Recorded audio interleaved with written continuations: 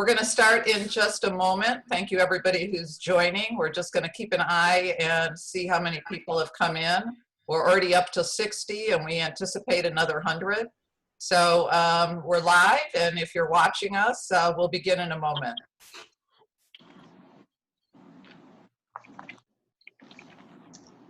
Well, people are timely. We're up to 100. Feel like we're doing a silent auction. Yeah, that's what it feels like. I hear 150.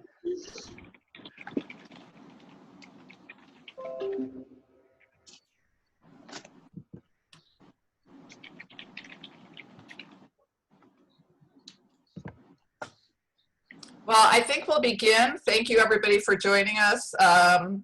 We have about 150 people who have registered, but I think we'll begin. We're already up to 115 on our participants. So thank you very much for joining us.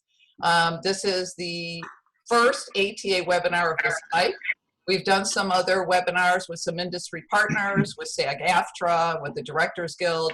But this is the first of this type, and we're really pleased that all of you have decided to join us here today. I want to thank the panelists, of course, and I want to thank Marietta, who is really braving this new world with us. She is become the Zoom expert, whether she wanted to be or not, and she's quite handy and quite exceptional on the computer, so we really appreciate Marietta's help. I'm going to give you her phone number if you want to jot it down.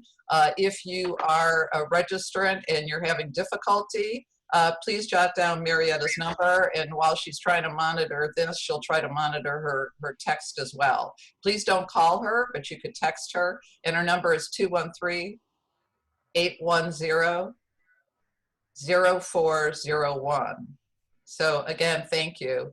Thank all of you who have called me and emailed me, and I talk to a number of you regularly. That's great, because a trade association is only good as the information its members provide, and the information that I'm able to go out and get from our industry partners.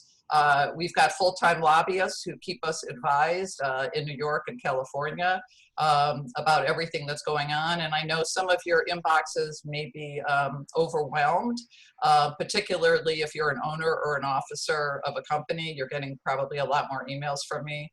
Again, it's all up on our website, and you can check regularly on our daily news. You have a Q&A button that each of you should see at the bottom of your screen. If you have a question, please use that button. We will answer any questions, time permitting. Remember, I believe that everybody can see the questions that you ask. So I wouldn't use specific names if you could avoid it in asking particular questions.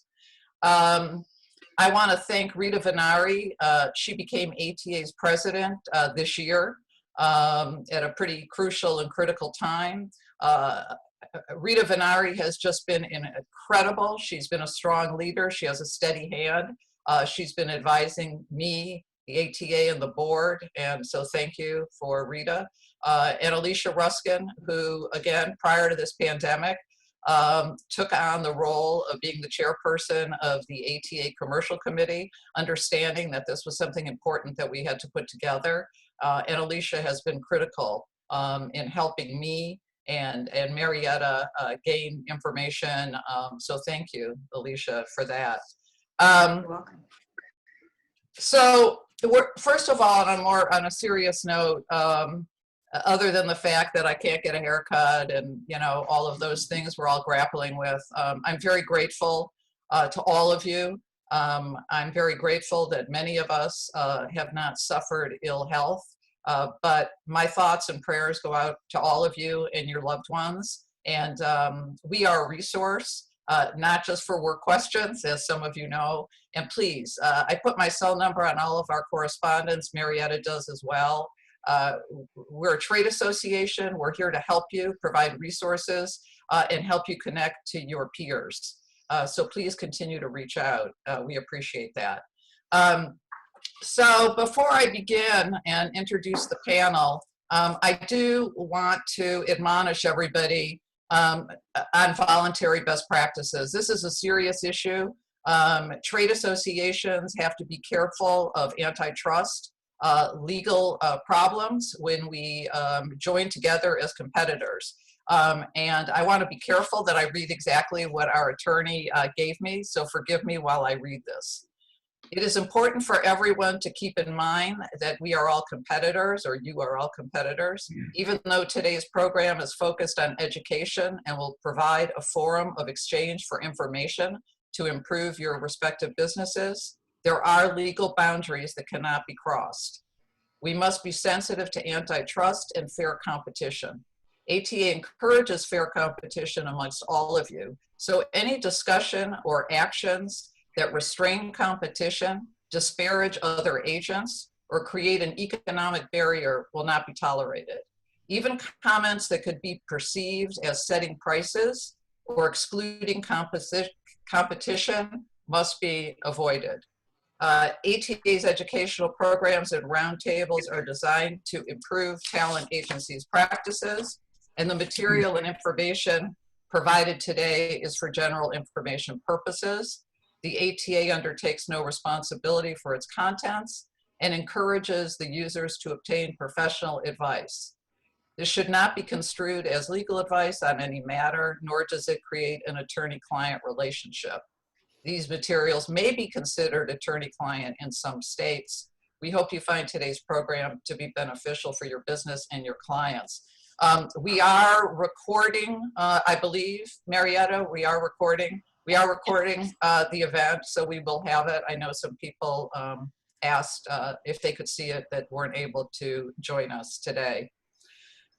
So I'm going to introduce the panel. I know most of you, but I don't know all of you. I've got 25 years as a labor negotiator and a strategic planning executive. Prior to joining ATA as their executive director, I was the associate executive director at AFTRA, where I negotiated hundreds and hundreds of contracts. That's my brief background. It's been a pleasure representing talent agents for the last 20 years at ATA. So now let's talk about our panel. I want to thank them again for their time. Ashley, you can hopefully see Ashley. Ashley Partington is the Vice President of LA Talent Agency. She's the head of commercial branding. She has worked in commercials, endorsements, and the influencer areas for over 14 years in Los Angeles. Thank you, Ashley, for joining us. Alicia Ruskin. Alicia left an acting career. I knew her father very well in my days at AFTRA, a wonderful actor and a wonderful man, Joe Ruskin. Alicia left an acting career and started at an agency called Joseph Helfand and Ricks. And in 2006, Alicia became a partner in the agency with then owner Cindy Kazarian. At KMR today, she continues to be an active commercial agent. And she is focusing overall as a partner on the growth of the agency. Alicia was elected to the board of directors a couple of years ago in 2018, and we're very lucky to have her, and all of you should be lucky she's on there as well. Ferenc, give a wave. Ferenc Laczko is a talent agent at Sutton Barth and Venari. His areas of specialties include commercials, interactive and animation, and voiceover. And I think you do a lot of work in the Spanish market, don't you, as well? Trish Ryan, there's Trish. Trish is a partner at DPN Talent in Los Angeles. She has worked in the voiceover area for over 16 years. For the last 10 years, she's been at DPN, where she oversees all of the voiceover commercial division. Carolyn Sher. Carolyn is an agent and the director of commercials and print in the Young Talent division at CESD in Los Angeles. She's also a board member of the Advisors of Children in Film. I thank Carolyn. I go to her often for issues relating to minors, including legislation. And in this time of the pandemic, issues with respect to permits and studio teachers. So thank you, Carolyn, for all your help. You're welcome. Rick Estimond, he is in Atlanta, believe it or not. I don't know where he's pretending to be, but he's in Atlanta. And he is the president at People Store. ATA has several member agencies in Atlanta. We hope they're all joining us today. Rick and their agency have been very instrumental in keeping us well informed of what's going on in their state. He's the president. He joined People Store in 2009. He works in the commercial, industrial, voiceover, and print. And this year, he became the company's key decision maker in January. So congratulations. Ken Slevin. Ken is the CEO and president of CESD Talent Agency. He has been in the talent agency business for longer than he cares for me to say, but it's been 40 years. He is a very active member of ATA. We are always reaching out to Ken. We appreciate his help, and he's also the current president of Nader, and that is a talent agency association group in New York. And Stefan DéCayette. Hello. Stefan began his career at Live Nation. He also worked, I just learned this, he then went to work at the Directors Guild. After the Directors Guild, he joined Coast to Coast Talent Group as a commercial agent. He then went to Prestige Talent Agency, became the head of commercials. I think that's when I really got to know Stefan. And 3 years ago, he launched DéCayette, talent agency in Beverly Hills. Stefan was elected to the board of ATA. He's a new proud board member, and we're very lucky to have him. Thank you. And last, but certainly not least, is Natanya Rose. And she was an agent at ICM for 6 years before she helped launch DPN in 2006. She's the senior executive vice president and is the head of the animation department. She represents diverse talent in film, television, and video games. She is a member of the Academy of Television Arts and Sciences, and she's part of the Emmy voting committee. So thank you, all of you and participants. I'm going to start with my first question with Ken, but I really want all the panel to chime in. On Wednesday, March 4th, and to some extent it seems longer ago and sometimes less, the governor of California declared California a state of emergency. And on Thursday, March 19th of 2020, Governor Newsom issued a stay-at-home order except for essential businesses and essential workforces. California was the first state to really shut down. Shortly thereafter, Governor Cuomo issued basically the same order. And in Georgia, Governor Kemp issued a similar order, which has since been lifted. And we're going to talk about what's been going on in Atlanta primarily since that order has been lifted. So my question for the panel is, thinking back to 9 weeks ago, 2 months ago, what did your agency do as sort of immediate steps in terms of your staff working remotely, in terms of managing clients' calls and expectations, and how has that evolved over the last sort of 9 weeks? And I'm going to ask others pretty much the same question. Ken? Thank you, Karen, and to my fellow panelists, hi, and to everyone else. I hope you're all safe and feeling okay. We're in week 10. The New York office, the last day was March 13th, Thursday, March 13th. In LA, the last day in the office, I should say, was March 14th.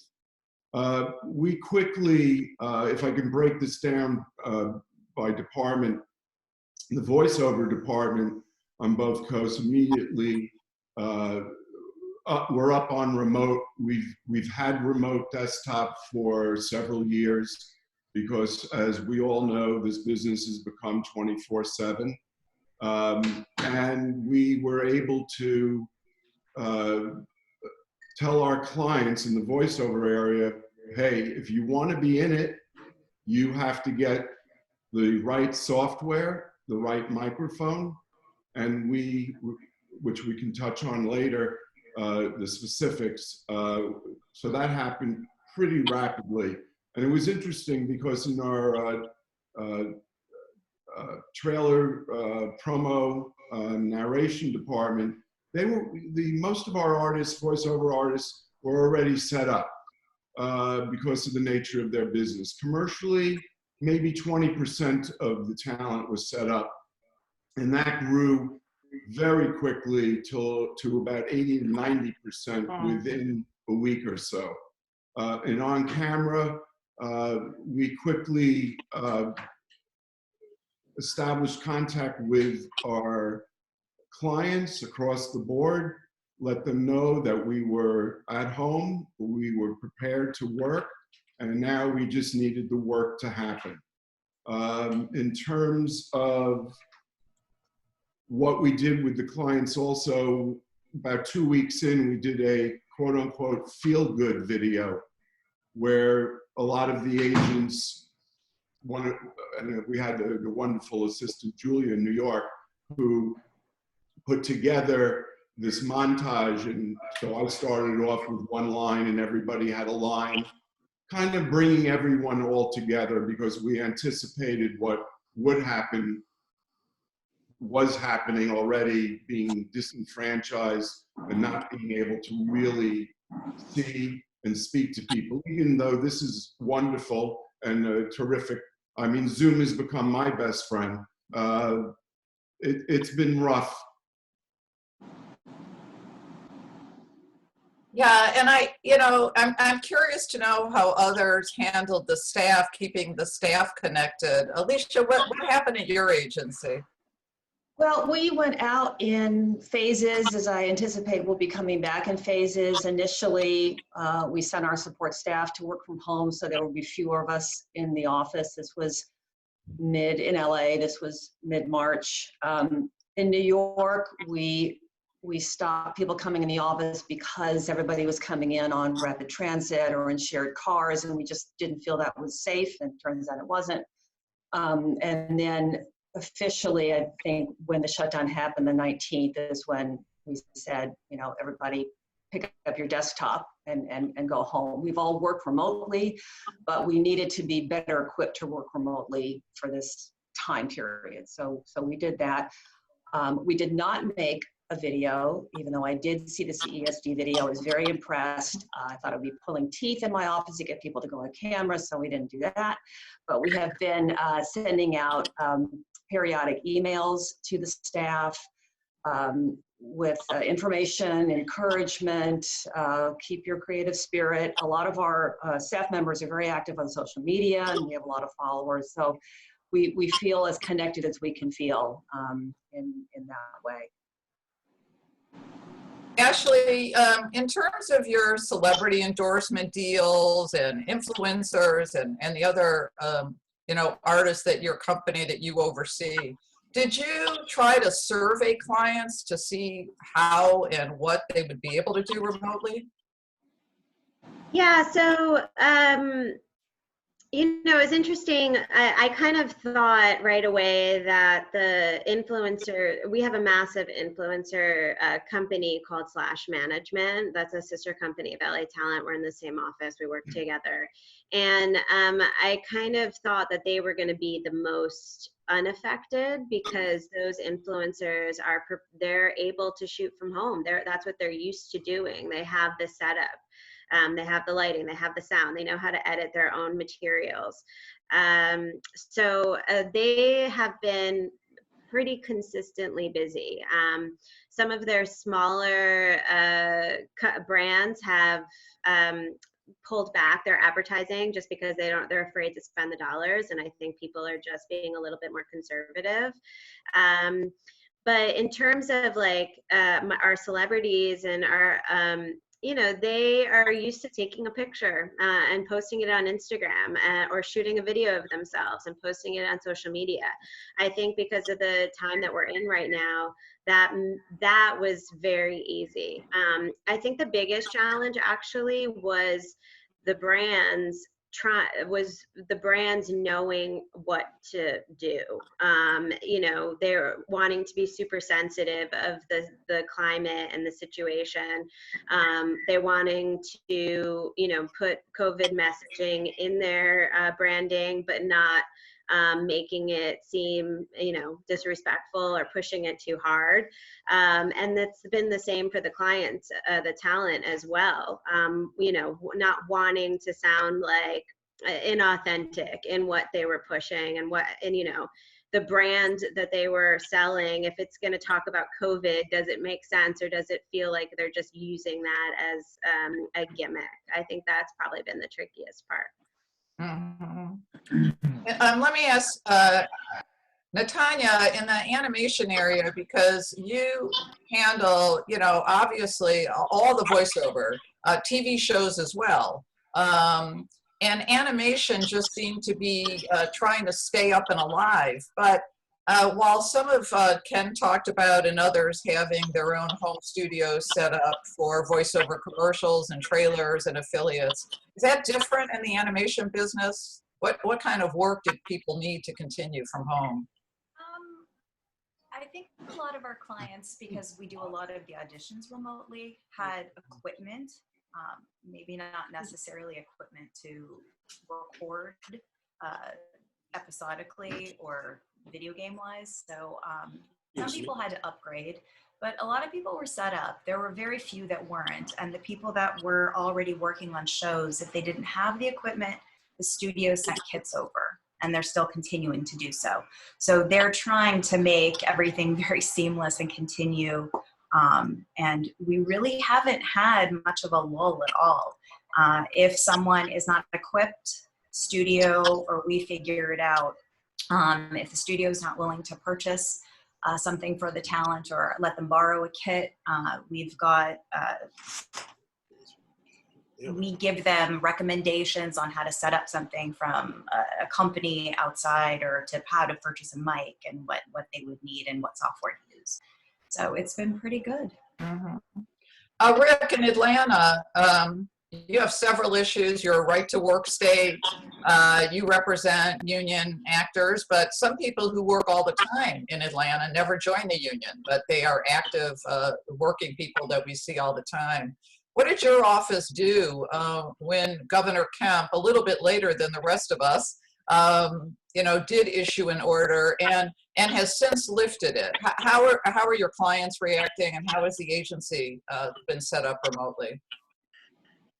We've been rolling with the punches. I think we've been fortunate that there were some things that we were already sort of doing to, I mean, not to prepare for a pandemic, but for being able to have our staff work remotely.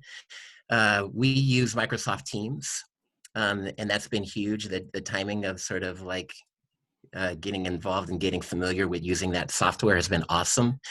Sort of having all of our documents all in one place, but then also being able to communicate, you know, within the company via that platform has been really, really helpful.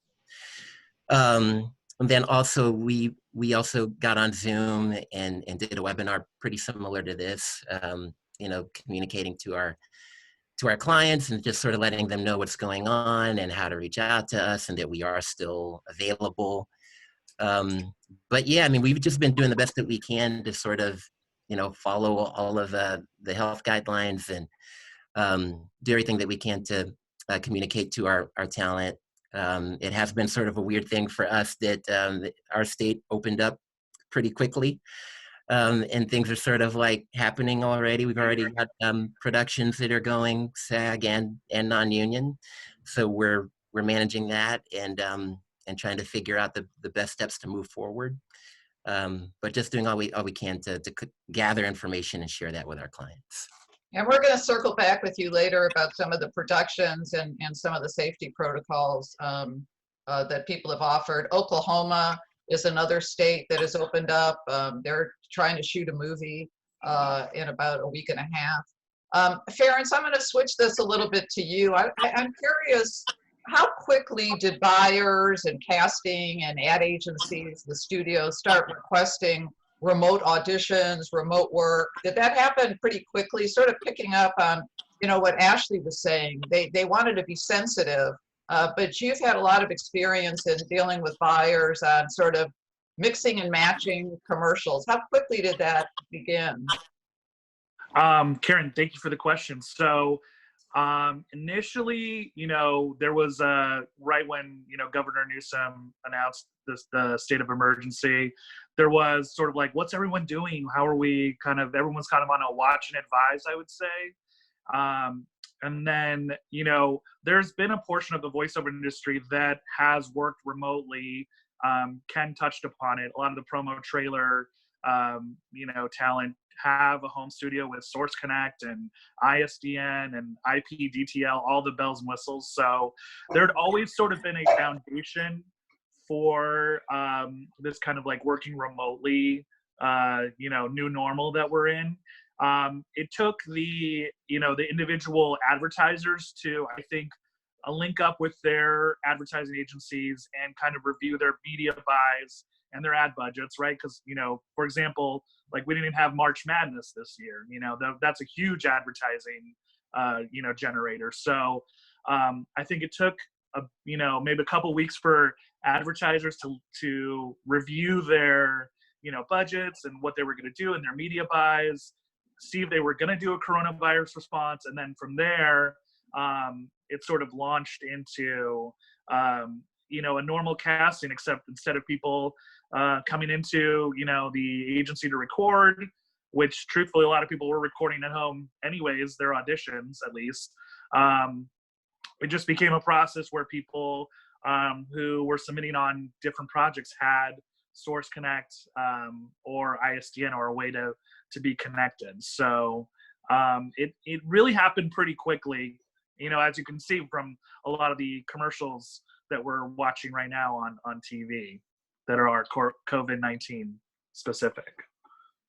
Yeah, and so because you're so heavy into the voiceover, and you've got booths, as many of you do, what was the percentage of work that was being done like in the office, auditions versus, was it already slowing down where you didn't have as many people coming into the office?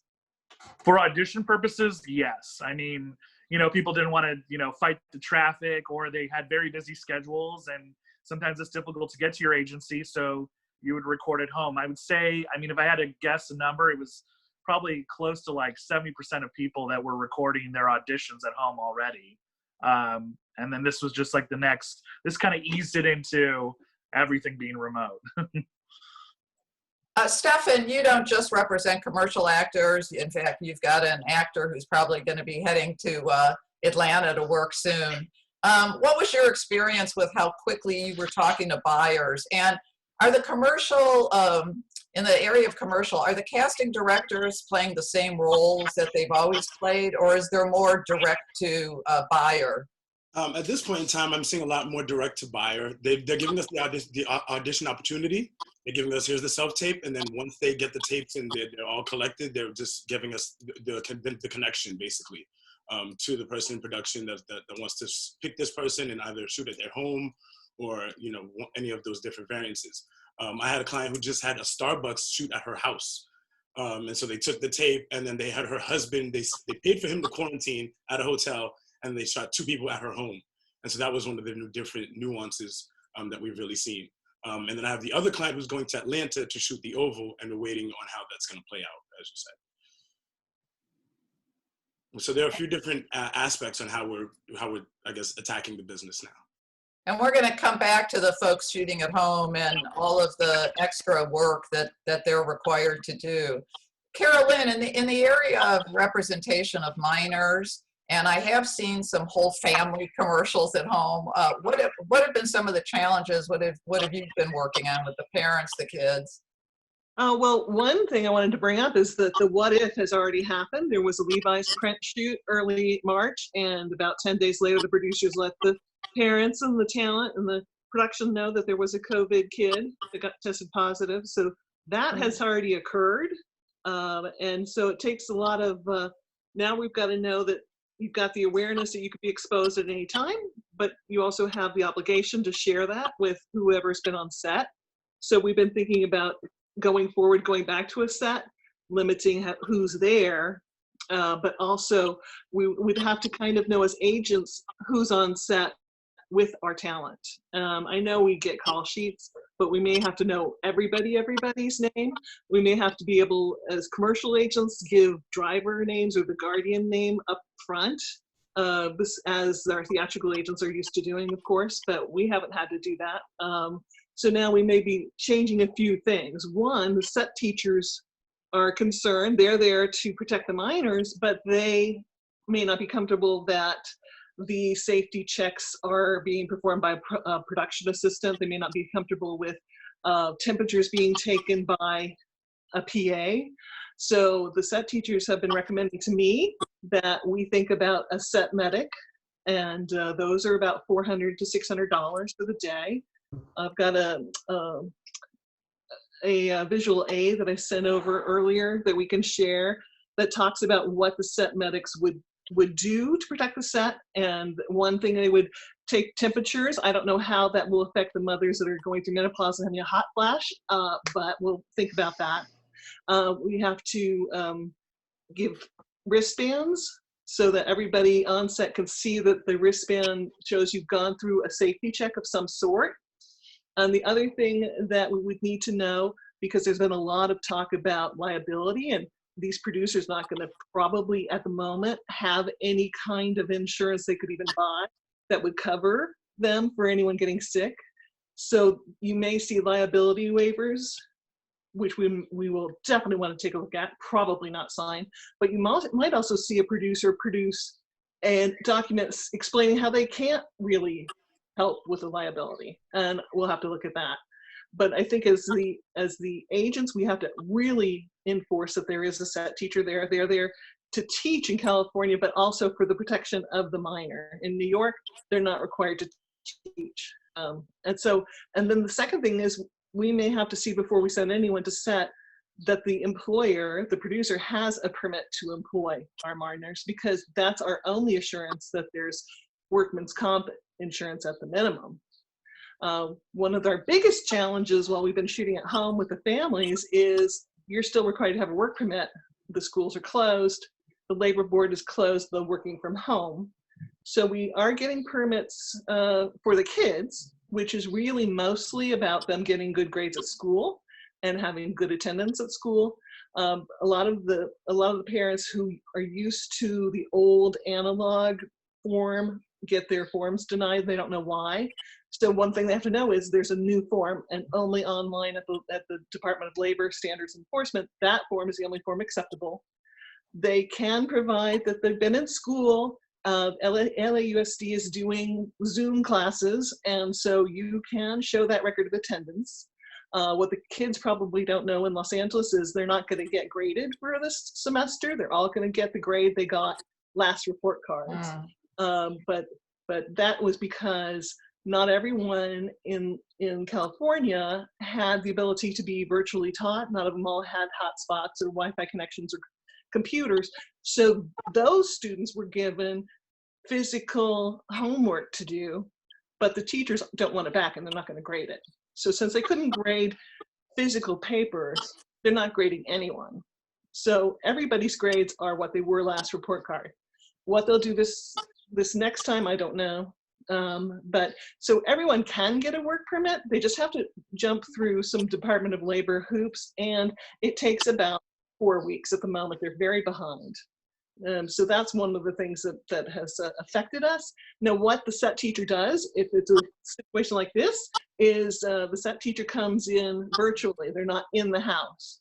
I have heard of some shoots proposed where there would be shooting through a doorway or out in the yard into the house, and they would have the set teacher there. But mostly our set teachers have been telling me they don't want to be exposed. They don't want to be on sets. They'll be virtually on the call.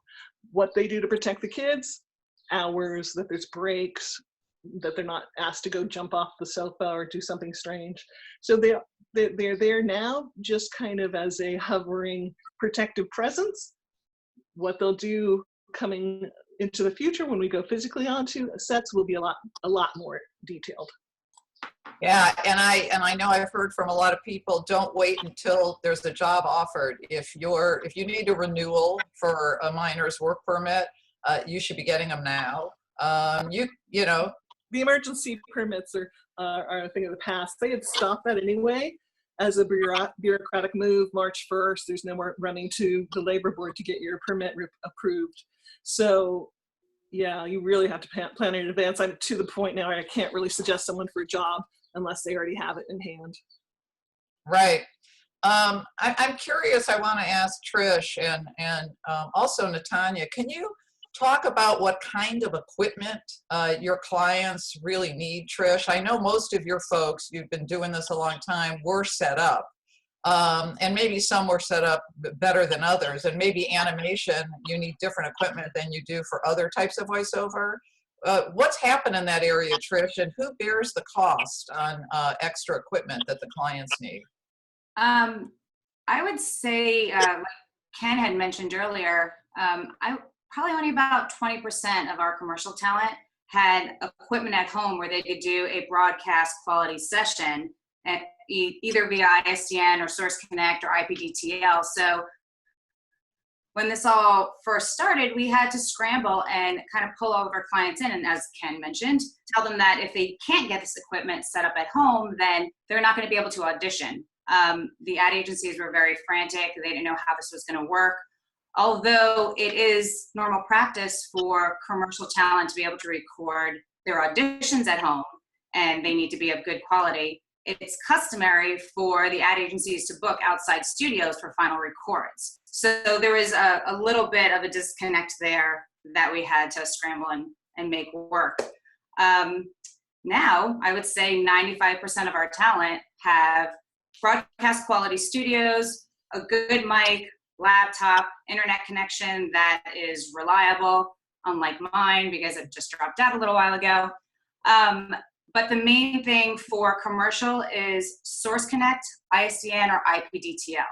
So we went through many, excuse me, we went through many webinars with the talent, sent them a lot of information on how to get set up, made them realize it's not a huge investment. Source Connect specifically is a $75 initiation fee, and then it's a $35 per month fee.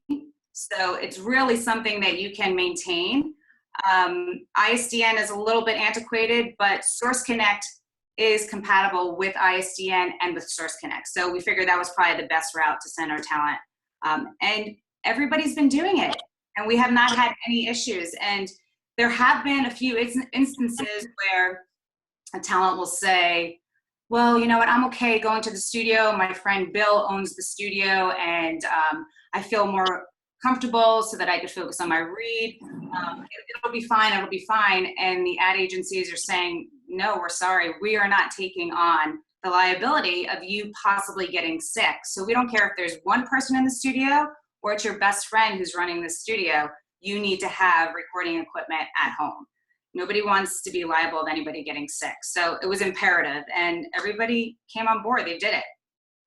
We're handling it well, so. Oh, that's great. Natanya, are other types of equipment needed, not the same Source Connect and ISDN in the animation area? Source Connect, definitely. That's pretty paramount for us. A lot of the video game stuff, they want to make sure when people audition that they do have Source Connect standard. Some of the studios are using like Blue Jeans or Zoom or IPDTL, so they can control and manipulate on their end. So it's not as necessary that we're set up so solidly like commercials. They tend to work with the talent more fluidly, but you have to have a good microphone.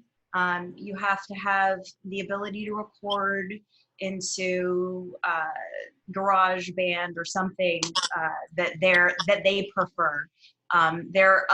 Different studios have different preferences, but people have stepped up. They've got it together. They'll get a new mic. They're figuring it out. And again, as I mentioned earlier, if people are unable to do that, if the studio really needs someone, they will send a kit to the talent. So they have been able, there are people that I can't believe that are set up. So it's pretty amazing. We haven't run into any issues. Commercial's been doing some of that, just to add on to what Natanya was saying. with sending kits to talent's home who don't have the ability to set up. There are a few of the studios that we use regularly who have these portable kits, and they will rent them out to the talent. And it pretty much comes with everything. It's everything except the internet connection. So if you provide the internet connection, it has a little box that you could even put your head in that's soundproofed. I mean, they have it down. So if somebody doesn't want to make that monthly investment and they just want the security of having a studio if and when they book, that's also an option that a lot of the studios have been providing. Ferenc? Yeah, just one other hot tip is apparently SAG-AFTRA and Source Connect have like come up with some sort of deal. So they get, I think SAG-AFTRA members get 20% off. So if if your clients are like, what is Source Connect, or how do I question, if you Google like SAG-AFTRA Source Connect discount, it'll, it's SAG-AFTRA members only, but they do have some sort of discount with Source Connect. So just throwing that out there. Thank you. That's good to know. With the advertising budgets changing, and we're reading about this every day, Ashley, in the area of sort of the celebrity or any of you that have overall deals for folks, are companies trying to renegotiate those overall deals or shorten them or cancel them or force majeure them? She's muted. Yeah. I have a 13-pound guard dog that makes a lot of noise, so I have to keep muting myself.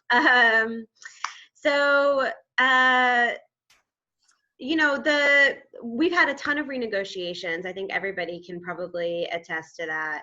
Just in general, a lot of the brands and ad agencies have been reaching out to use old footage, whether it be to renew the spot or pull footage into a new spot. In terms of the celebrities, it was interesting. One of our talent had shot a spot shortly before COVID really broke out in a serious fashion, and the spot was all about partying together in the summer, and they had to go back and re-record, not the footage obviously, but have the actors redo the voiceover, and they sent equipment to their homes to be able to change the messaging. But in terms of the renegotiations, like in terms of money and, it seems to be around the same. I haven't had anybody say to me like, oh, we're really, really tight because of everything going on. More than anything, the responses I've been getting is, this is going to take longer than normal to cut you a check because we're down, staff, or that's been, I think, my biggest struggle, particularly like on the overscale stuff and the celebrity stuff that sometimes doesn't just go through extreme reach or whatever, tracking down the money. I don't know if I answered your question. I was distracted and mute. Yeah, no, thank you. I want to talk about the extra layers of work for agents and also for their clients. It doesn't sound like the voiceover area. It sounds like all of you have really helped your clients get through that. I do want to ask a question and follow up about the directing those folks when they're working at home. So you have normally booth directors. Are your booth directors working with your clients now that are working from home? For any of you that, Ferenc, Tanya? Yeah, our booth directors are killing it. They are working with us on all the projects. And they are helping the talent set their stuff up. They're helping with sound. They're helping with mic quality. They are fundamental to what we do. Trish, wouldn't you agree? Yeah, absolutely. I mean, our two booth directors, I feel bad for them because they are just inundated with MP3s galore. They clean them up, they package it all very nicely, and then they send it out to the ad agencies or the studios for Natanya. But they aren't necessarily getting on the phone with the talent and directing them. That's something that, we require of our talent. They need to be able to self-direct. If they need some help on a specific read, they usually reach out to myself or my associate David, and then we'll redirect them. But the booth directors are handling all of the editing. They're making sure that we meet our deadlines, that our links get to the correct ad agencies, and that we only submitted the number that they requested, and on a timely manner. So they are fundamental. We would be extremely lost and messy without them. Ken? Yeah, I echo what the two ladies said. Our assistants are extremely busy, and going back to, in terms of directing, both in on-camera and in voiceover, it's a little difficult to direct them while they're doing it. However, if their audition is not so good, we ask them to retape or redo. Mm-hmm. Yeah, so we're really fortunate. We have such an amazing support staff that really helps us listen and, quality control, make sure that, files are labeled correctly. In terms of the commercial side of things, I will say the deadlines have picked up substantially, and, there's always the race to get, your auditions in before anybody else.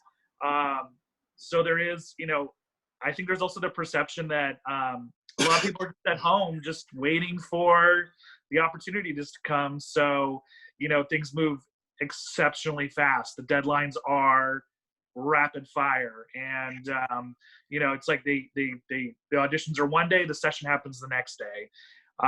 And in terms of what's required of agents, when they're unfortunately, when Mercury's in retrograde, and I know when people hate when I say that, but when Mercury is in retrograde and technology isn't going the way it's supposed to, they'll contact the agent. So you kind of have to be like technical support in some ways and help link up the engineer with the talent and try to get some sort of solution going. So there is sort of like a on the call kind of nature to it that I think is new to the description of what you do as a talent agent these days. Is definitely there's a technical support element. And in the on-camera area, I've talked to dozens of agents who have helped clients with home remote shoots. Alicia, can you talk a little bit about that? And we also have questions from some of our registrants about whether or not the panelists are negotiating extra fees for their artist talent performing all sorts of duties that they hadn't performed before. Alicia, can you talk about that? Exactly. I mean, the on-camera commercial world, I can count before now on one hand the number of times we were asking clients to tape at home. It just wasn't a thing. So then it became a thing. So the first thing we did was send out a survey to find out exactly what kind of phone you have. Do you have professional recording equipment? Who do you live with? Are you in Los Angeles? We had people that went out of town. Like, why am I here? It matters because if you can still audition, but if they then have to deliver equipment to your house, they're not going to deliver it to St. Louis. So we had to get all that information. We had to submit based on that information. It all started out where just it was fine with a phone. And then they saw the quality and they started saying, do you think maybe you could do a little bit better? We had one breakdown that came out that said you have to live with the director of photography or don't bother. We want that level. And like I think Ferenc was saying, we all became as technically expert as we could, and shout out to my wonderful team, Jamie and Valerie. There was one job that was a direct from an advertiser, and they wanted an uploaded Dropbox. Well, we knew that was just never going to happen individually, so we created the Dropbox account. We had the actors send us what they had. We organized it, labeled it, uploaded it, did it all for them. We've also become session runners. I think the voiceover world is much more used to this, having to redirect or help out their performers. We never see the audition until now. It's been interesting seeing these auditions for the first time, but we got a lot of questions. Where's my eye line? what should my backdrop be? What shirt should I wear? Everyone was very, I mean, just because of all of this, we've all become vulnerable, I think, just in this situation, and actors who are vulnerable people. So there's that extra layer, and the need has been paramount. So we have been working longer hours than we ever have, longer days, 7 days a week. I had somebody say, "Are you bored during this?" Like, no, we are not bored. There is a lot going on right now. I think this will go on for, I think remote casting, remote auditioning will be more of a thing for the commercial market. As we're seeing, like I was looking at the producers in Georgia, how they started to reopen. They have a best practices list. And one of those is around casting. And they have said, we will not accept casting windows anymore. So the days of just send your actor between 2 and 4, that's not going to happen. They're going to have to know exactly who's going to be in their office. Let's talk about having the actor wait in the car until their audition. Now in LA, there's never any parking for actors. So the actor's half a mile down, waiting in their car. They get a text on their phone, your table is ready. So, they're going to go in and then audition. It's just all changing, and we're just trying to keep up with it. Yeah, just sorry to jump in, Alicia. Our office did a survey with a bunch of casting directors just to sort of see what they were hearing and what they thought their next practices were going to be. And most of them said exactly what you said, that there's going to be a very specific time. There's not, if it's going to be in person versus digital, which I think a lot of them are going to do digital at least at first, but a very specific time. They're going to have to wait in their car.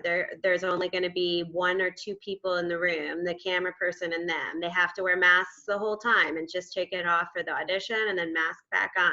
They have to leave the property immediately, no talking to anybody. It's definitely going to be a new world for a while.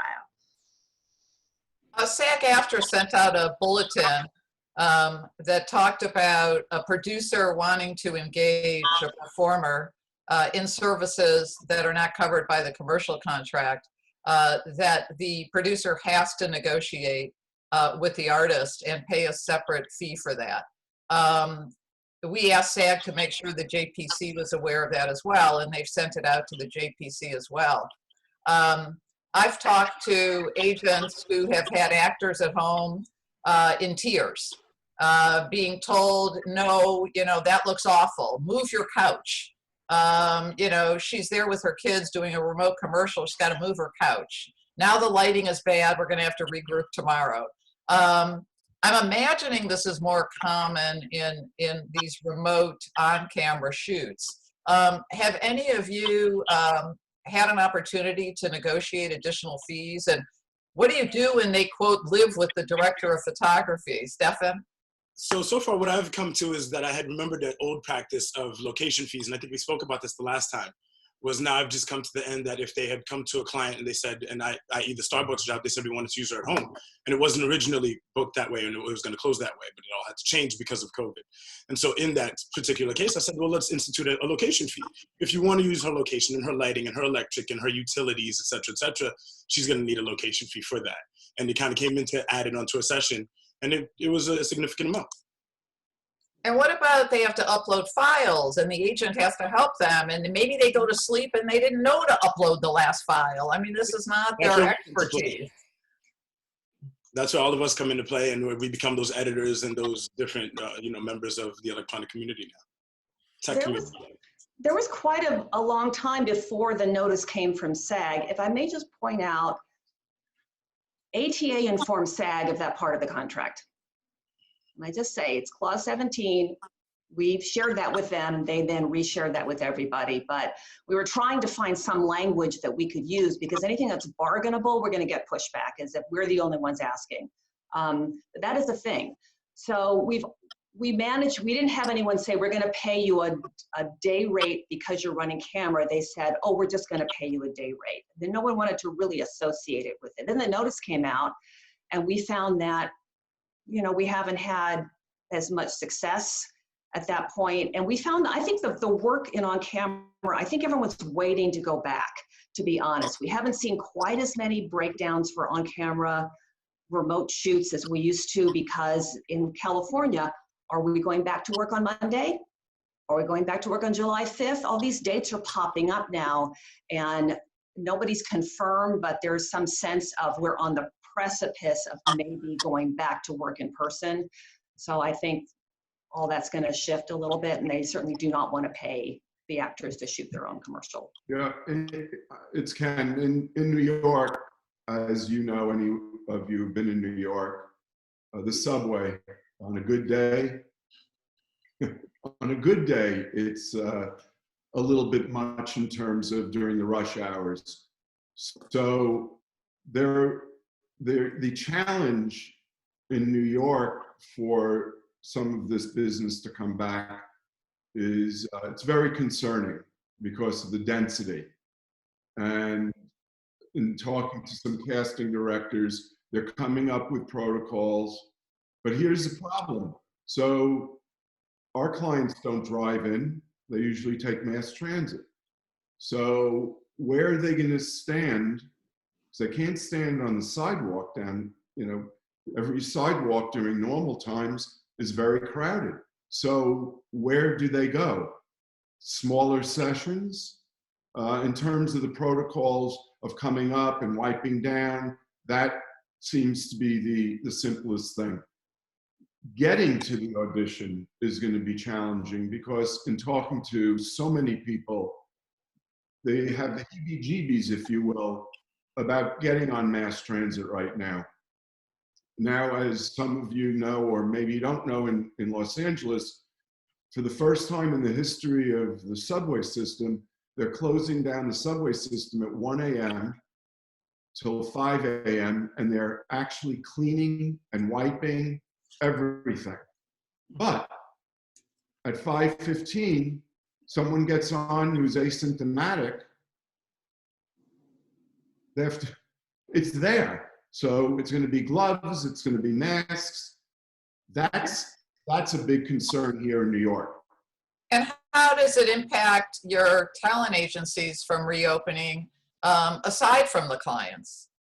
Well, the most important thing in my mind, in Paul Daugherty and my mind, is the safety and health of not only our clients, but our staff.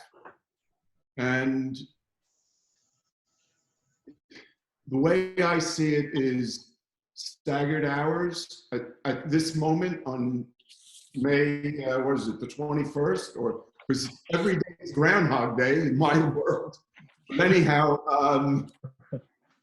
I'm thinking, because here's the thing, and I think we all agree on this. The talent agency business is so different than every other business, especially in our office, LA and New York. We're collaborative. We're extremely collaborative. You walk down the hall, hey, I have this going on, what do you think? Or is so-and-so in town? Or having meetings where you start talking about something and then an idea is sparked by that conversation. So that has been lost here, because first you have to text, then you have to get on a Zoom, and then, the energy that we all get off on, to me, I call it a drug. That buzz, when people walk into the office, there was that buzz. We don't see clients coming into our office for the foreseeable future because of all the technology that we've learned to deal with. But anyhow, what I was about to say also is we're looking at staggered hours and shifts, maybe 2 groups, to keep people more separate. But that's going to be a challenge, but we got to do what we got to do.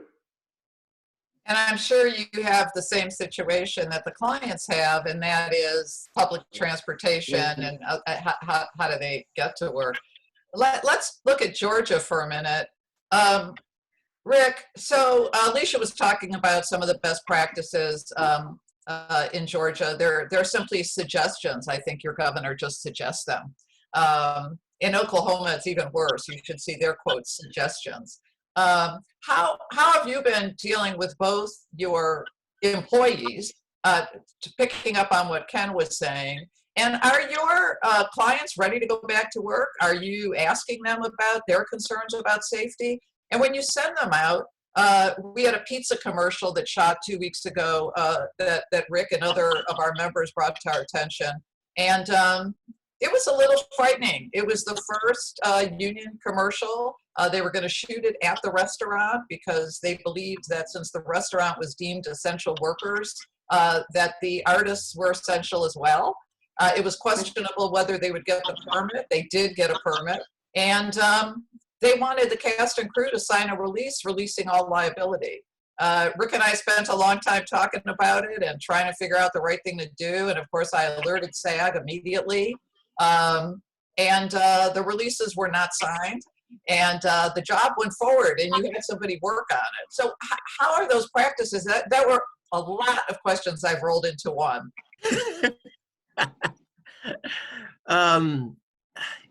We're just doing our best. It's a lot. And what Ken said about being able to connect with people and collaborate, I'm right there with you. I hate Zooms.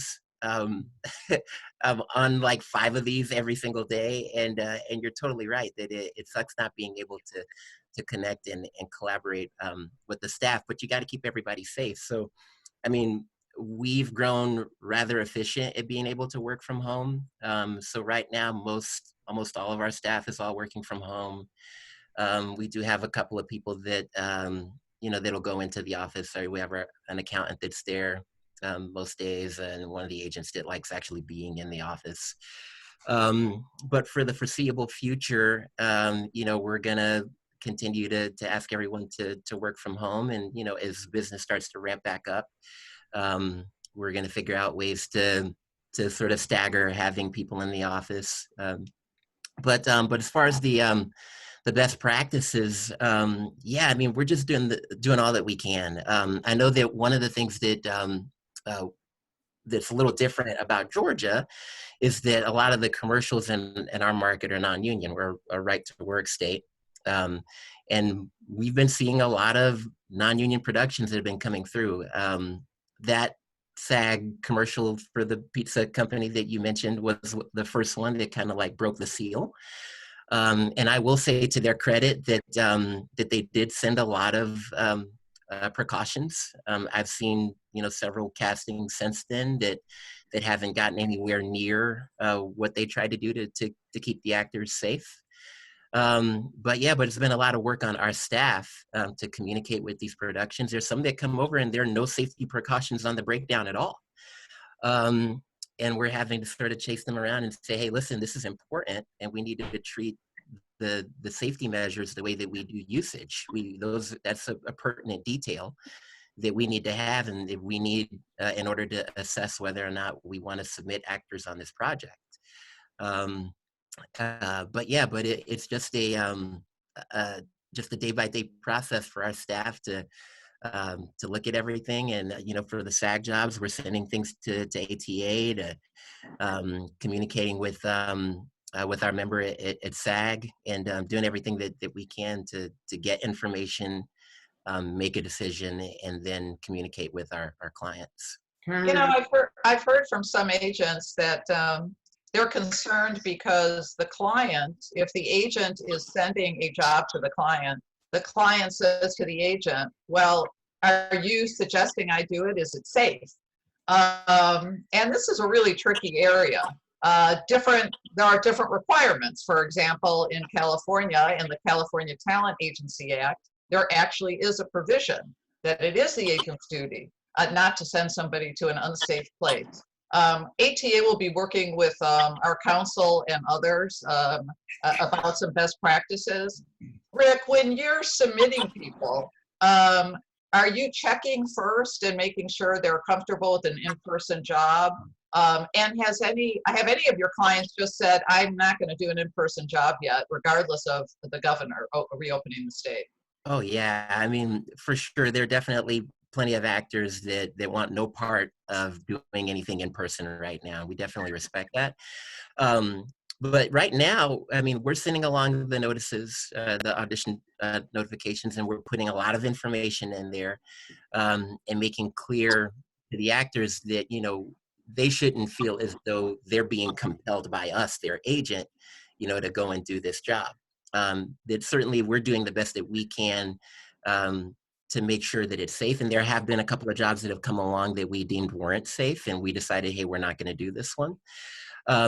But yeah, but we're communicating the best that we can to the actor that you should not feel that we as your agent are saying, well, this is a job that we need to do. Hey, you're an actor. This is your profession. Put yourself in harm's way. But we're doing all that we can to share information. Aaron, I wanted to add one other thing. Let's face facts. We're all control freaks. The panelists, the people watching. And we're dealing now with the big unknown. As Alicia was talking about earlier, when are we opening? When are we going back? When's this going to happen? When is Broadway going to reopen? And all these other things that are going on. And it's the unknown that I think kind of freaks us all out at certain moments during the day. And I just wanted to talk to that part, the mental aspect of this for all of us. But these type of webinars, I believe, are very important. Despite, Rick, what you're saying, you don't like the Zoom. I totally get that. But look, we have a community. We have a community of agents. And we're competitors, and that's great. My philosophy has always been, I'm going to kick your ass from 9 to 5, 6 o'clock, whatever. Now it's 24/7. And then after work, I'm going to have a drink with you and talk about it. And thank you, Karen. I just want to say you do such a terrific job doing these kind of things. And it brings people together. And I hope by hearing from all of us, it soothes some of the feelings of their reality is all of our realities. Well, I think that's well put. Thank you. I want to ask you all about, and then we'll open it up to some questions. I see we've got a few questions. And I want to just echo what Ken said. And I think this panel and the ATA Board of Directors, you can just shake your head if you don't agree. They're also all available to talk to you. And if we want to create smaller group roundtables where all of you that are registered are on camera, that's great too. This is a first in a series. We're learning as we go along. The upcoming seminars are going to be in the TV film area and how to reopen your business. And I think we picked June 4th as how to reopen your business. So we have a lot more coming up, and we want to hear from you about what you'd like to see. I'm curious to know from all of you, are there aspects, and we touched on this, Alicia touched on this about auditions, are there aspects of working in this pandemic that you believe for both your agency, whether it's your staff, and also from the buyers, that you actually believe will live on, and some bad and some good? I'm just curious to know what areas that you think will continue to live on, and what the buyers are going to expect. And I'll start with Carolyn. And in the area of the youth department, and I know you've had to work on some remote location work with your families. What about the print business, and how do you see some of this going forward?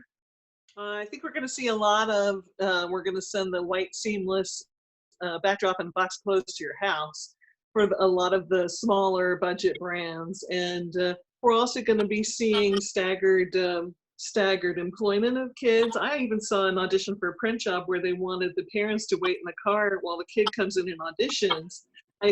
I'm hoping, I never saw it actually happen. I'm hoping that got shut down because a parent needs to be within sight and sound of the kid.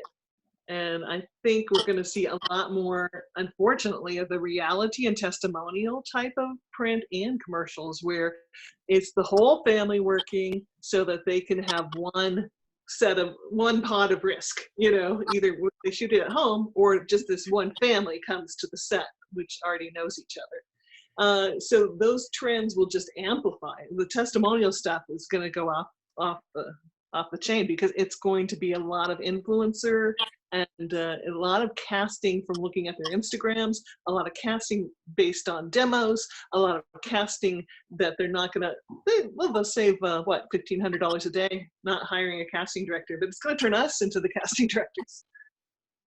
Mm-hmm. Alicia? I was just thinking about a good thing if sets become cleaner because of this permanently. I think if anybody wants an adjunct business, cleaning sets is big. People who know how to clean this equipment and can do it quickly, you're going to make a lot of money. So I think the casting's going to change. I mean, we kind of referenced 9/11 in terms of a big shock that's happened to us globally and the tone in advertising that changes. We'll see how quickly we kind of snap back. We're already snapping back. Nobody's concerned about us anymore. They're not in it with us together anymore. They want to sell their stuff. I'm concerned about the budgets. I'm concerned about every day you see advertisers and marketing furloughing staff, laying off staff, closing. Are they going to come back? They're going to need to advertise. Upfronts are all happening remotely. Are they going to have the money to do it? Are we going to see even more of the low budget digital waiver happening? So again, a lot of questions about when the work comes back. Will it come back? Will it be enough to get us all back to zero at this point when it's been such a decimation of finances and work? Rick? I'm sorry, I didn't. How do you see some of these changes staying permanently? And do you see changes for your own agency staff in terms of the hours they work? Well, yeah, I mean, right now we've gotten pretty good at doing everything from home. I mean, some of this stuff, the audition taping and all of that is pretty standard in Georgia. That we're already a market that's pretty used to self-taping. So there's some of this stuff that for us is pretty par for the course, but really we're just sort of waiting to see, what happens. But I do think that there's going to be a lot of, what we're experiencing now that'll just be the way it is, that, some of the casting directors who are a little more old school and wanted to see people in person for every audition, I think that we may see that a lot of those are self-taping now. So they're more comfortable doing it, and I think they'll probably continue because they'll also see the ease and efficiency of being able to do things that way. So, but I still think that you can't replace what Ken said, being able to actually interact with people. So we'll see what happens. So Tyler Perry in your neck of the woods, he's talking about coming back with 2 series. Stefan mentioned one he has a client on. And he's in active conversations with the unions. I talked to the Directors Guild about it yesterday. He has a unique situation. He has compound. He's built 30 homes on it. It's an Army base. He has a really interesting situation that may work. Even though he wouldn't be required to do it in your state, it could set an example. And I'm sure all of you have read about it. He'll shoot like 22 episodes in a 2-week. I mean, he shoots fast anyhow, but this seems really fast. Yep. And he has spent a lot of time talking about this. The guilds have hired epidemiologists and other experts. This will require everybody to stay within the 4 walls, if you will, of the facility until all production is done. This is cast, crew, food obviously is not going to be big buffet tables. All of that will be changed. That could open the door, but I'm not sure most places have a facility like that to get this done. Do any of you believe that would happen in commercials where you'd have to come in, everybody on the commercial would come in, they would get tested before they could come in. They would have to stay there. Nobody can leave. Everybody has to stay for the same period of time, of course, until they're finished work. What do you think? Could that happen elsewhere? I feel like commercial budgets, that they're always trying to be so scrimp or so tight with it that they wouldn't want to allot this time frame. They look at it and be like, so we have to have these people for 4 days at this amount per day. They wouldn't want to do it. Not even 4 days, 12 days or 14 days. They'd shun. Yeah, and yeah. Also, county by county will have different limits of people who can gather, and so I think they would be more tempted to go where there's less rules than actually try and bunker down. I can't imagine them bunkering down for a McDonald's commercial. Right. Yeah, it is. It's a real concern. I was on a Zoom with our lobbyists and the Speaker of the Assembly, Carl Heastie, in New York this week. And one of the studio owners who owns a large studio there is also a client of our agency. And there's a real nervousness that if we don't figure this out, how to get this done, all of the shows that we're taping at the studios in New York will find another place to go tape, unfortunately. If they have to go to Oklahoma, if they have to go to Georgia, they'll go. And that's a real concern, even with attractive tax incentives. And now, of course, I'm talking about TV and film. Stefan, do you see any changes in the way we've been doing business that you see ongoing that might even be a positive? At this point in time, I think the only thing that's been positive is that they've renegotiated every spot that I've wanted them to. I think that's come into a positive light. Everything's an unseen and an untold. So at this point in time, I'm just gonna, and being with that said, I'm kind of rolling with the punches. So I think that a lot of producers are letting you have a little bit of leeway also. So when I'm asking for a little bit more, they're like, okay, I get it. I'm like, it's Corona time, give me more money. You know, and I think that's just kind of an attitude that I think I'm gonna run with for a while. So there are a lot of renegotiations that you've experienced? Yes, I've had a few on both sides, union and non-union, and then a lot of additional footage, or that they've just taken. We're gonna, you know, friends. I think we were talking about that last time with the voiceover, that they've just added to a lot of spots, that they've changed it to tailor it towards the COVID, and we're here together but not alone. You know, that kind of concept and those kind of directions. And Natanya, what about in your field? I mean, animation is so different because. Can you talk about it? It's not quick. It doesn't, we don't just do the voiceover, send it in, and it's over. Yeah, our time frame is very long. For features, it can be 4 years, and for television, 2. Video games go on and on with different platforms and DLC, etc. So I see them, though, going back into the studio to work, because they do need to have the chemistry, and they do like to have everyone together to record, especially for television. So I think that while this is working right now, eventually they will want to all be back in the studio. I don't see this as being the new normal in animation and interactive.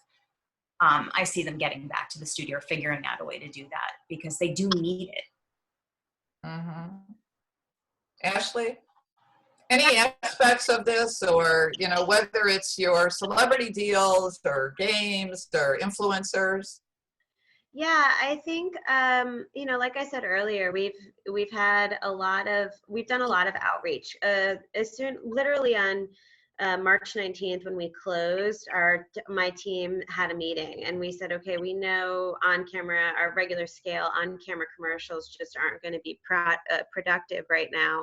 You know, what can we do? And automatically we were like, let's attack our influencer base. Let's really push. And honestly, we targeted a lot of like at home, you know, delivery services, at home products, stuff like that made sense for the time, and that the celebrity it seemed authentic. It just didn't seem, you know, totally random for this particular person to be pushing that thing. And, you know, in the beginning, we got a lot of, well, we're going to wait and see. Thanks for reaching out. Let's review, you know, those typical standard responses. Then I think as the industry started to see that it was going on a little bit longer than they expected, okay, well, let's talk about this now. How much are you thinking about this? What do you want for this? What could this person do?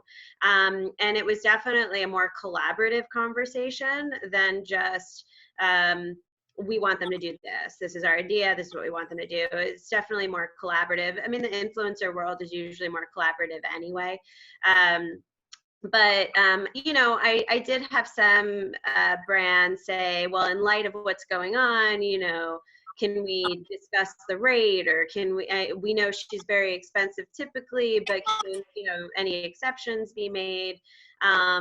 And you know, as a moral person, most days there was a part of me that wanted to be like, oh yeah, let's make the exception.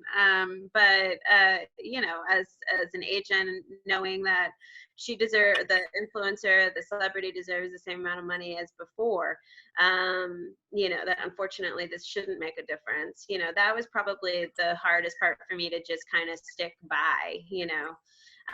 Yeah, the same with scale stuff. I've had a few jobs, you know, pay late. And, you know, the payment company saying to me, well, can you make an exception? And you have to understand times are crazy. And it sucks, you know, for lack of a better word. But, you know, our clients still deserve the money they deserve. Yeah, and I trust all of you talk to your clients about when they want to renegotiate or they want less money. Absolutely. Trish, it sounds like your business has stayed pretty much up and running, probably not 100%, but so talk about how you see changes, and maybe it was already working this way. And then also, I know you had to barricade your kids out of the room, and Ashley had to barricade her 13-pound dog out of the room, and I had to shut my door for my pit bull. But what's it like working from home? Do you see part of your staff working remotely in the future, or do you want to get back out of that house? I would like to get out of the house. 1 month vacation away from my 4- and 6-year-olds. If they could just get back to school, the whole working from home thing would be fine. But I do miss the collaboration of being in the office. I miss talking to other adults that understand the stress of the daily grind.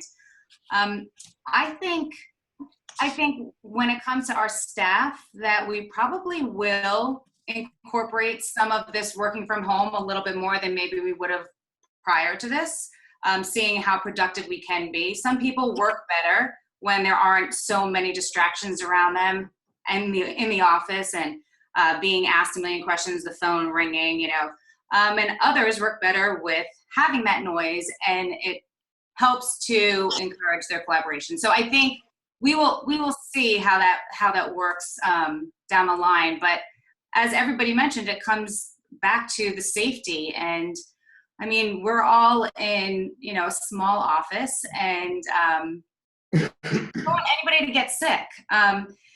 How do I handle it with the kids? Well, this morning, somebody caught their finger in the door while I was on a conference call, and so I could hear the screaming in the background. So there's a lot of those things that go on. But you know what I just try and do is not act like I have no kids here. I have kids, and you're going to probably see them pop up here and there, and you're going to hear them, and they're going to interrupt the call, and it just is what it is. And I have to be honest, like, I feel closer than ever to a lot of our buyers because they're all going through the same stuff too.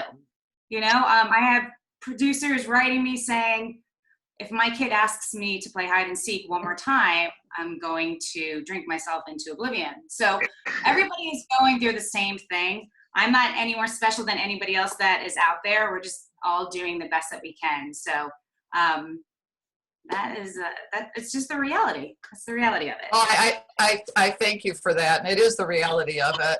I'm going to ask the panel a couple of questions that have come to me directly. In 2019, the SAG-AFTRA contract added a provision related to the continued use of commercials on social media past the MPU.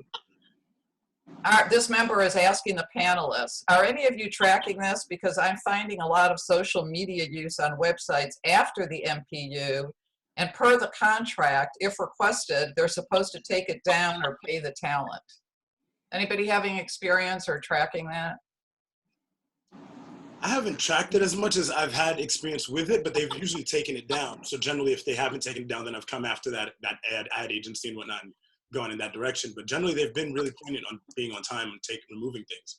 I think that I think the talent track it the They most. always are. You know, I mean, we're only 1, 2, or 3 people, so it's hard for us to track everybody's business that's out there. But the talent are pretty good about coming to us and saying, "Hey, this is still up there," and then asking for them to remove it. And they've been removing it for us. And you know, what I've seen is that it's often a surprise back to the buyer that it's running still. They stopped shipping it and funding it, but they've got, you know, subcontractors who do their social media who never took it down, and it's usually a surprise to them. They're not funding it. They're just not aware that it was still going. But they'll eventually pay it. They balk, but they'll eventually pay. I like to encourage them to just continue to use it. Like, it's already up. Why go to the trouble of taking it down? Just pay this amount and just have it for another year. Yeah, just pay for it. This is a question I think I'll take. Under the stay-at-home order, are we considered essential services in New York and California? Yeah, you are, but not all of you, and that doesn't mean you can all reopen your office. We've checked with our lobbyists both in New York and California, and under the financial services essential workforce, talent agents are considered for those people who cannot work remotely, who actually go in to the office to process financial transactions, can do so provided all of the social distance orders are met. So it doesn't mean you can reopen in California or New York specifically. It does mean that individuals can go in, even if it's to dealing with renegotiations. If there's something they can't do from home that will financially assist your staff or your clients, we have been considered essential services. And again, we're planning a webinar on this on June 4th. Another question, in terms of the SAG-AFTRA bulletin, what work is included for the need for the union to approve the work before we can allow our clients to accept the work? We're trying to get an answer to that. Rita Venari and I reached out to Lori Hunt at SAG. But to be clear, right now, all in-person work, not remote locations, but all, not remote if it's the family household, all in-person services, including an actor, voiceover performer going to a studio where there may only be one other person there. This work now, we are told, has to be approved by SAG. And they want to talk to the company and find out what the protocols are. Here's a question of, during this pandemic, we have clients creating a lot of their own self-audition tapes. Sometimes we have the entire family create a home reel showing their capabilities. We think this is a great idea. We're also seeing that it's a great idea to see what our actors could do. Some of them we won't send out.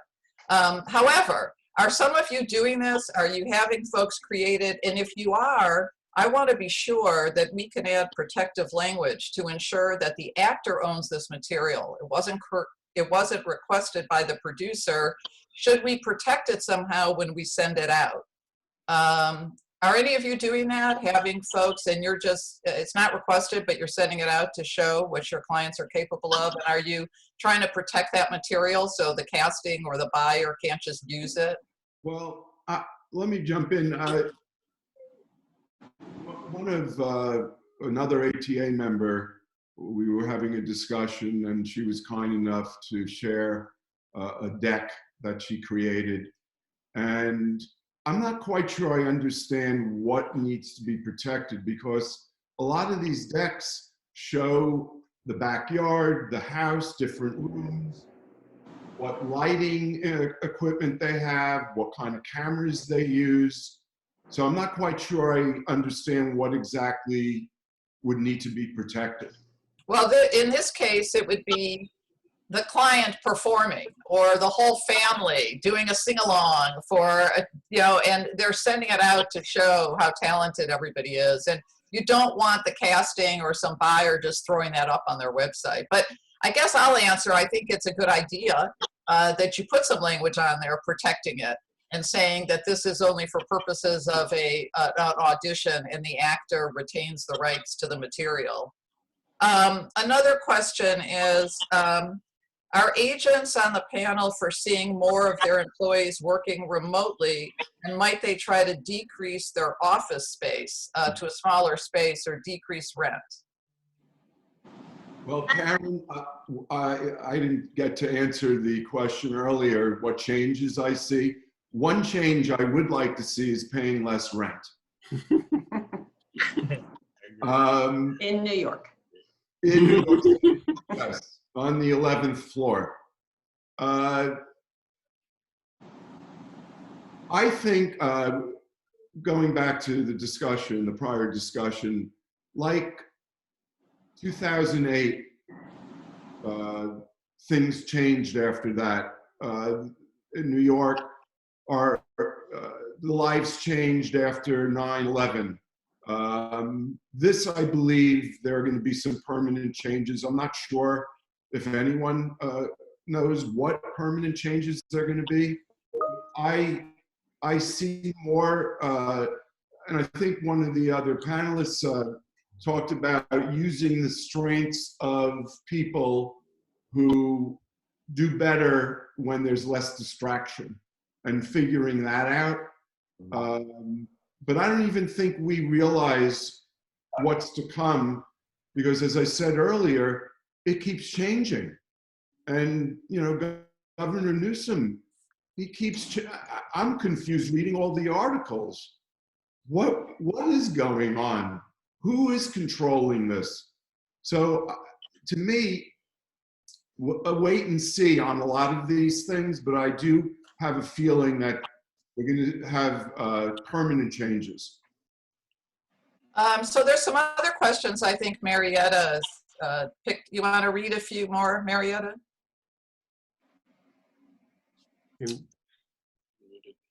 You're muted, Marietta. You're on mute. Of course I am. Bo Oliver asked,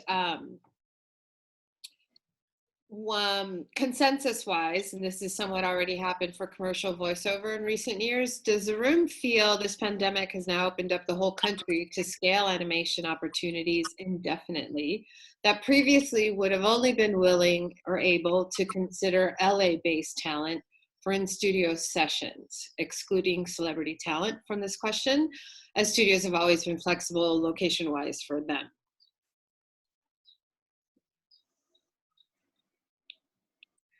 That was the question from Bo. Yeah.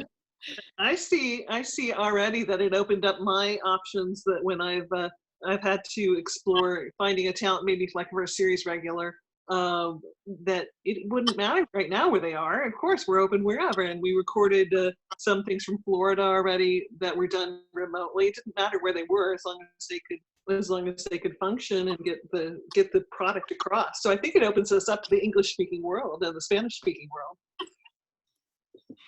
I think commercially, and I know that Bo's question was about animation, but commercially, we are seeing like more opportunities from across the country, because it doesn't really matter anymore if you're LA based or if you have to be in New York.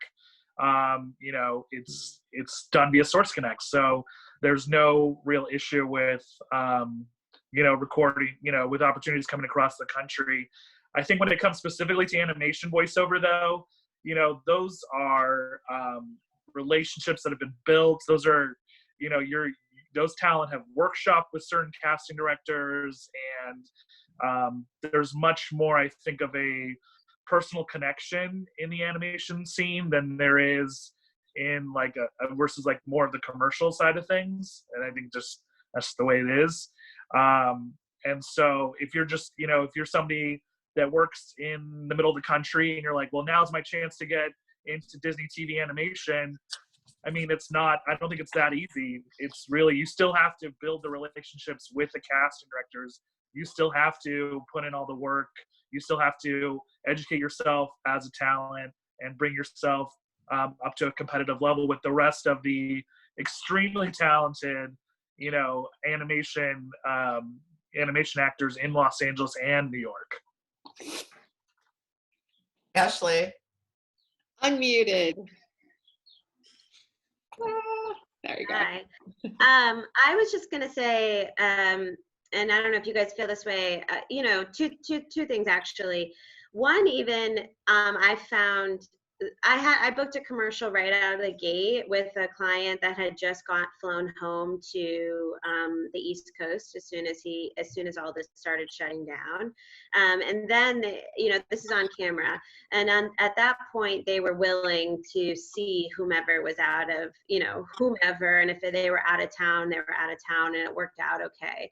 I think, as we've already mentioned, now they're looking for people that are in town, just because of shipping and delivering purposes. But I was also going to say, I've noticed that the casting directors are being a little bit more. They've said to me, the directors really want to see the people they know. They want to see the people that they're familiar with, that they're confident are going to do a good job. Like, they don't want to risk.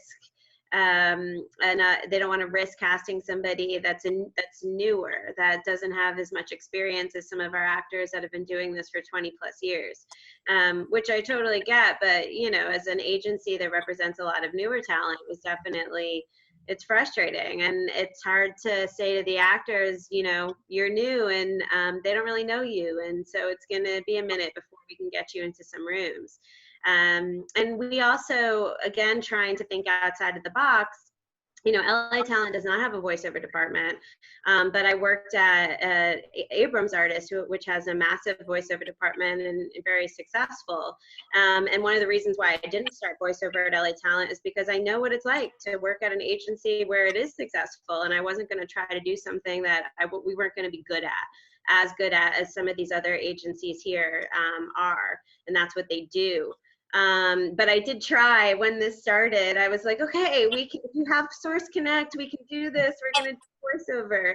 And we had some of the, the same responses from the ad agencies. Like, we appreciate you reaching out, but, we're going to go with the people that we know, that we're familiar with, that we feel confident with. And I get that. I would too.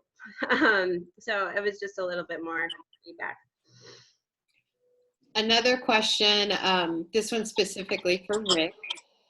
Did that SAG Domino's commercial, did they secure insurance for the shoot? Keeping everyone safe on set is one thing, but don't you think the whole insurance thing has to be worked out first?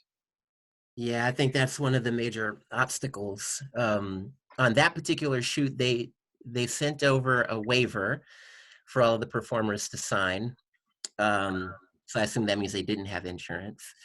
And the waiver was very onerous.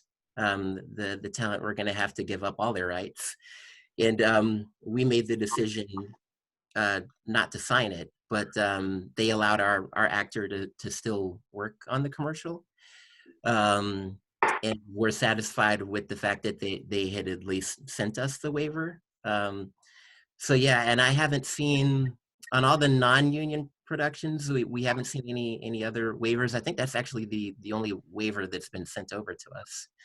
So, but yeah, I think that's probably one of the major issues that they were going to have to figure out, and it may be that the government may need to step in and sort of sort that out. But yeah, if a production can't protect themselves, I get from the production standpoint that they need to be able to have insurance, and an actor could get sick not on your set. Maybe they could get the virus a couple of days after having worked on your set. And yeah, you need to be able to protect yourself. So, but also we need to protect the clients from the legal liability. So yeah, so I don't know. I think that's something that definitely needs to be worked out before we can really see a lot of productions getting back going. Yeah, I think there's really three buckets, I like to say. One is insurance and a completion bond. Two will be whether or not the crew, the actors, directors, and others are willing to come back. And three are what are the terms and conditions that the unions have put into place in order for you to accept employment. I just want to clarify something. These companies can get insurance for the cast and crew. They have to. A director can't go to work unless there's insurance for the director. What we're talking about, though, is specifically not insuring a pandemic. That's different than just saying you don't have insurance for the cast and crew. So we've been told by commercial producers, we'll get insurance for the cast and crew, but we're not going to get insurance if we have to shut down because somebody gets sick, that they're going to pay us off. So those are the three things that are really going to have to be worked out and are being considered. Did you have anything else, Marietta? Yes, piggybacking on that question, there's a question of what if you have reservations about safety precautions being taken on set, but the client wants to do it anyway. Obviously, some clients are struggling financially. How do you handle a situation such as that?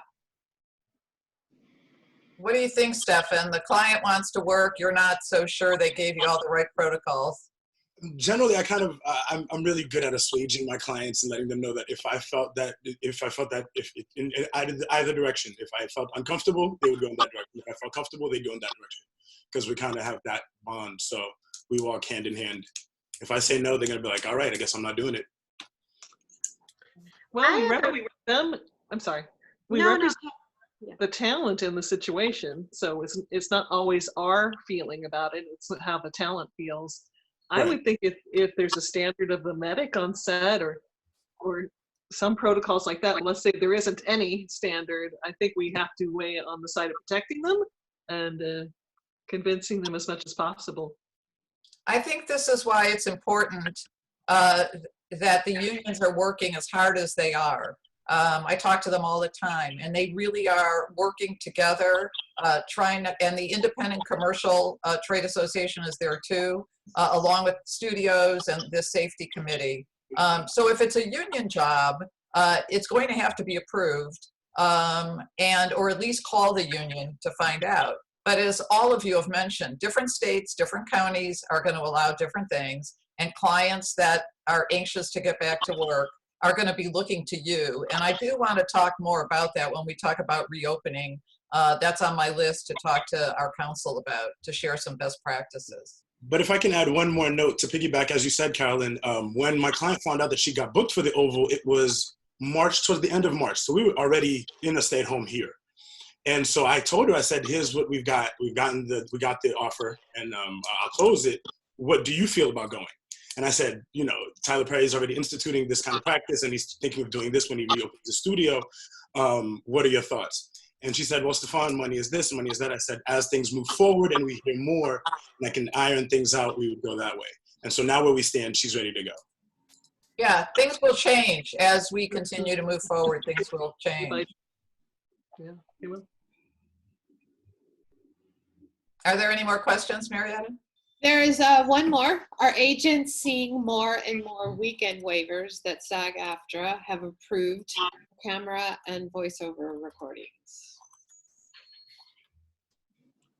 So I guess this relates to working from home. Anybody experiencing that with their clients working on weekends? All the time. I mean, it's like a 7-day-a-week kind of thing. There are demos happening on the weekends.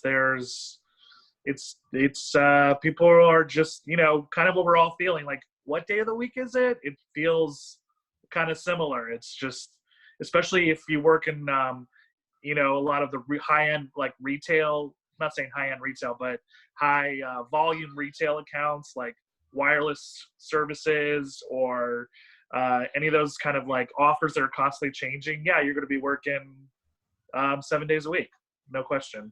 Well, weekends. Sorry, weekends. We're working weekends. Usually, it's location specific. So I don't know that they need to necessarily book a home shoot on a weekend.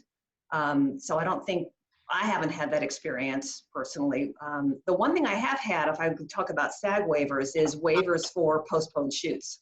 When this all started happening, shoots have been booked, actors have been booked, actors driving to the fitting, not gonna happen. We're postponing, we're not canceling it, so we gotta pay you, we're postponing it. And SAG was granting waivers for the postponement fees pretty regularly because of, it was a force majeure, whatever they wanted to call it. Sorry, Ashley, you were saying something. No, I was just saying that I haven't seen any waivers. I was just with in terms of weekend waivers. I actually had the same issue as you did with postponements in the beginning.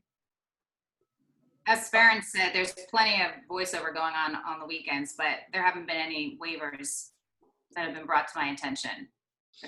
They're doing auditions, they're just paying the extra rate for the weekend. Mm-hmm. Well, unfortunately, I've made you all stay 17 minutes past when I said that we would end. But there's more to talk about, and there'll continue to be more to talk about as we move forward. You've been an excellent panel.